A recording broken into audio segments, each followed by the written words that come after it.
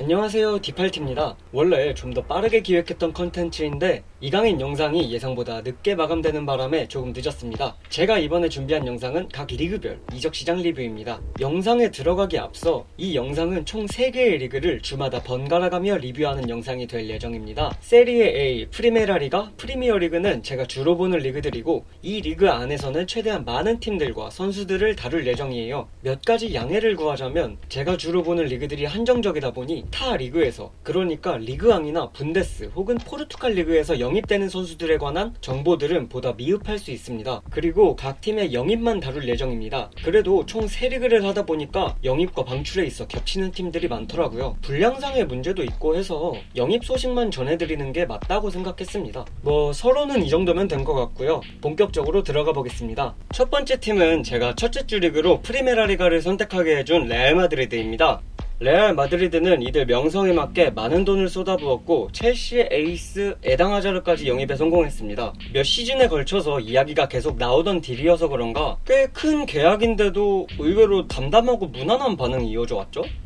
이거와는 별개로 이 딜은 환상적인 게 맞아요. 아자르는 경기의 질을 높여줄 수 있는 선수 중 한 명이며 호날두가 떠나 팀의 구심점이 부족한 레알 마드리드에서 중심을 잡아줄 수 있는 그런 선수죠. 레알 마드리드가 아무리 세대 교체를 꾀하고 있다고 해도 어린 선수들로만 스쿼드를 구성하는 것은 매우 위험한 행위라고 할 수 있겠죠. 아자르의 영입을 안 좋게 볼 사람이 있기는 할까요? 두 번째 소개할 선수는 루카 요비치입니다. 요비치는 단순히 전방에서뿐만 아니라 더 밑에 지역에서도 영향력을 발휘할 수 있는 공격수입니다. 지난 시즌 벤제마의 활약은 레알 마드리드에서 가장 높은 수준에 이르렀지만 최근 3년 단위로 그의 활약을 쪼개본다면 벤제마한테 그냥 계속해서 신뢰를 보내주기에는 조금 리스크가 있는 상황이죠. 이런 상황에서 요비치는 벤제마의 스타일과 얼추 비슷한 모양새를 보여줄 수 있다는 점은 매우 고무적이라고 할 수 있습니다. 물론 약 한 800억 정도의 값어치를 당장 보여주기는 어렵겠지만요. 바란하고 나초의 폼이 심각했던 지난 시즌이었죠. 젊고 빠른 센터백 밀리탕의 영입은 이런 이유들 때문에 꽤나 달콤하게 다가왔습니다.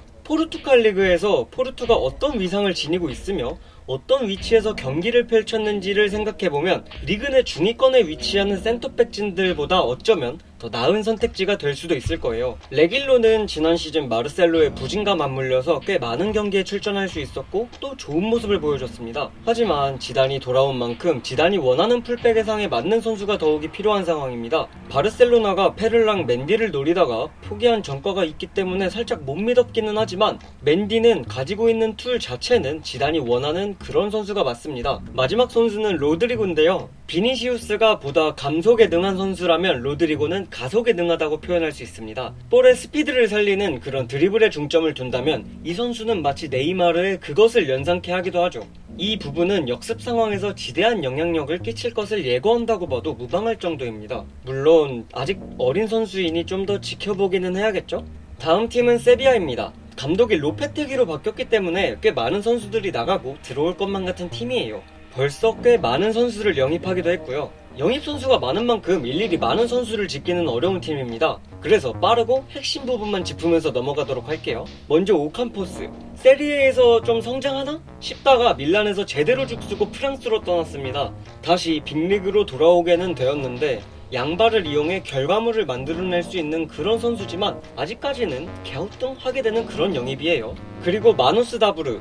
이 선수 물건입니다. 전방 쪽에서 이탈이 있는, 그리고 있을 수밖에 없는 세비야기 때문에 다브르를 영입했습니다. 다브르는 현대축구에서 스트라이커가 가져야 할 덕목들을 모두 갖춘 스트라이커입니다. 득점력이며 포스트 플레이며 볼을 받고 턴하는 동작도 준수해요. 볼을 키핑하고 다른 선수들에게 내주며 공격을 직접 진두지휘하는 모습도 발군이고요. 잘츠부르크에선 그야말로 완벽이라는 단어를 자아내게 한 선수라고 할 수 있죠. 센터백은 다같이 묶어서 설명할게요. 베버는 지난 시즌 겨울에 임대를 와서 좀 괜찮았다가 부상을 당했는데 어쨌든 부상 이전에 폼이 나쁘지 않았고 완전 영입되었습니다. 이외에 쿤데와 카를로스는 키에르, 세르지, 난용의 방출설과 맞물려서 영입된 선수들이며 리그 항산 센터백들한테 워낙 좋은 이미지를 가지고 있는 세비야니까 이번에도 기대가 되고요. 조앙 조르당.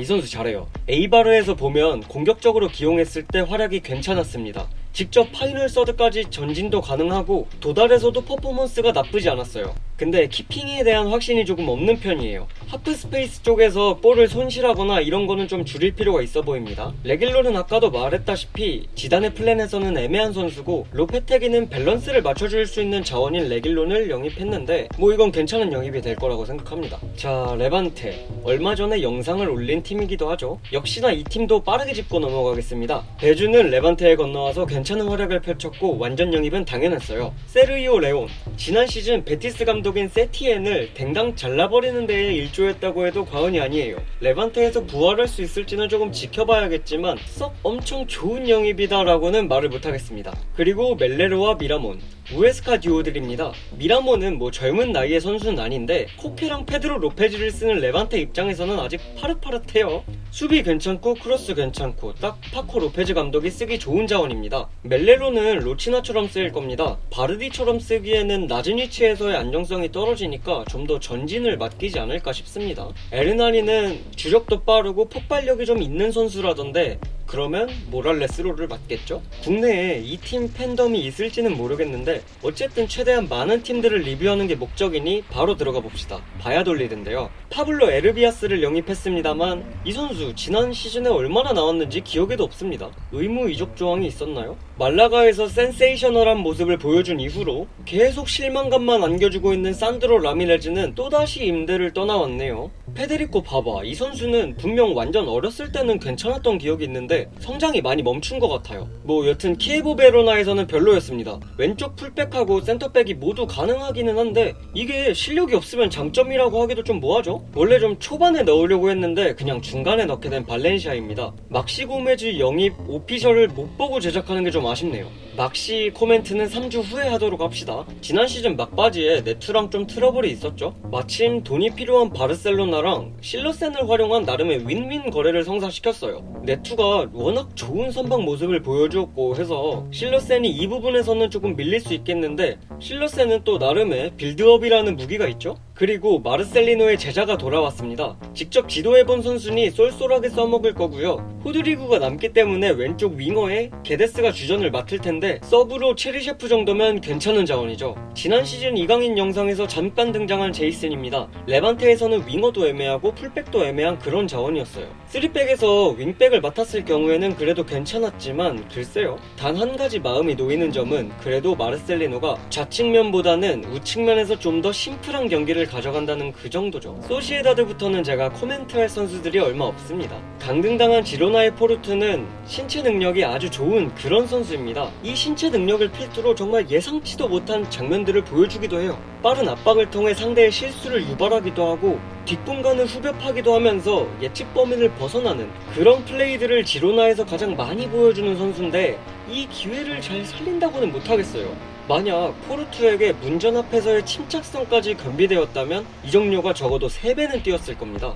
지난 시즌에 오야르사발이 좌측이 아니라 막 우측에도 나오고 이랬었는데 이제 그럴 일은 없을 겁니다. 소시에다드의 우측 자리는 한동안 네덜란드 리그에서 폐건 수련을 하고 돌아온 웨데가르드와 야누자이가 양분할 테니까요. 알라베스는 루카스 펠레지를 영입하면서 그에게 다시금 기회를 주고자 합니다. 보르아 바스토는 알라베스에서 제대로 된 영향력을 끼치지 못했고 때때로 그들은 원톱 전술을 택할 때도 있었는데 어쨌든 페레즈의 툴은 이런 고민에서 조금 벗어나게 해줄 수는 있겠죠. 미드진에서 피나 정도를 제외하면 붙박이로 세워둘 미드필더가 없었던 알라베스가 지로나에서 페레 폰스를 영입했습니다만 지로나에서 겪었던 부진이 살짝 걸리네요. 이적료가 싸서 다행입니다. 자, 올 게 왔습니다. 아니 라리가인데 바르셀로나랑 A팀 마드리드를 안 해? 아 이제 합니다. 해요. 바르셀로나의 미드진은 날이 갈수록 기동력을 잃어가고 있습니다. 에너지에서 밀리는 경기가 참 많았고 이런 점들은 보는 팬들로 하여금 막 축구 경기를 봤을 때 끌어오르는 그런 감정을 발산시켜주지 못했죠. 대용은 이런 부분에서 아주 좋은 영입이 될 겁니다. 에너지 면에서 매우 좋은 능력을 가지고 있으며 상대의 센터백과 풀백 사이를 가를 수 있는 그런 패싱 능력도 지니고 있죠. 또한 부스케츠에게 요구하는 사항이 점점 많아지는 현재의 바르셀로나 상황에서 대용은 이를 완화시킬 수 있는 완충제 역할을 할 수 있을 겁니다. 아까 살짝 말했지만 실러센 대신 영입된 네투는 선방 능력이 아주 뛰어난 선수입니다. 유벤투스에서의 그 애매했던 키퍼라고 생각하시면 안 됩니다. 문제는 바르셀로나가 요구하는 그 골키퍼의 역할들을 제대로 해낼 수 있을지에 대한 불확실함이겠죠? 그리지만 이야기는 아직 확정난 게 아니니까 조금 천천히 기다려보도록 하고요. 마지막 클럽 아틀레티코 마드리드로 넘어가 봅시다. 선수에 대한 가격은 오로지 실력으로만 책정되는 것이 아닙니다. 당장 지금 주앙 펠릭스가 1700억의 실력을 가지고 있나? 라고 질문한다면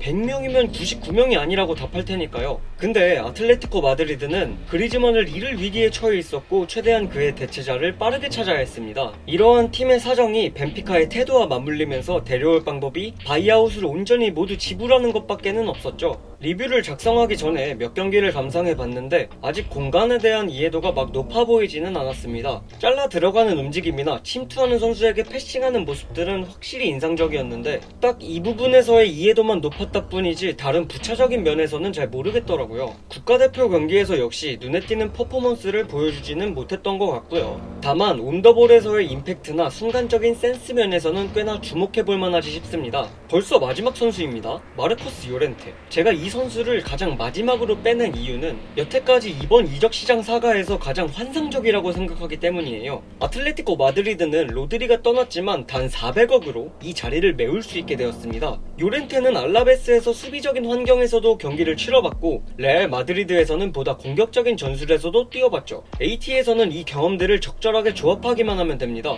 마요는 공간을 점유할 줄 아는 선수고 더 나아가서 파이널 서드에서도 영향력을 드러낼 수 있는 그런 선수라고 할 수 있습니다. 레알 마드리드가 굳이 내보내야 했나? 라고까지 생각이 드는 딜이고요. 물론 로드리는 1819 시즌 리그 베스트에 들었던 선수고 이 선수보다 좋은 퍼포먼스를 보여주는 건 매우 힘들 겁니다. 아마 못 보여줄 가능성이 높아요. 근데 만약 이 선수가 몇 년 내로 전술적으로 녹아들 수만 있다면 로드리보다 팀적으로는 더 좋은 자원이 될 겁니다. 자, 오늘 제가 준비한 영상은 여기까지입니다. 더 많은 팀들을 넣고는 싶었는데 분량상의 문제도 있고 3주 후에 다시 라리가 리뷰를 할 때 얘기할 거리도 조금 남아있어야 되니까 몇몇 선수들이나 팀은 좀 제외를 했어요. 재밌게 보셨다면 구독과 좋아요 한 번씩만 부탁드리면서 영상 마무리하겠습니다.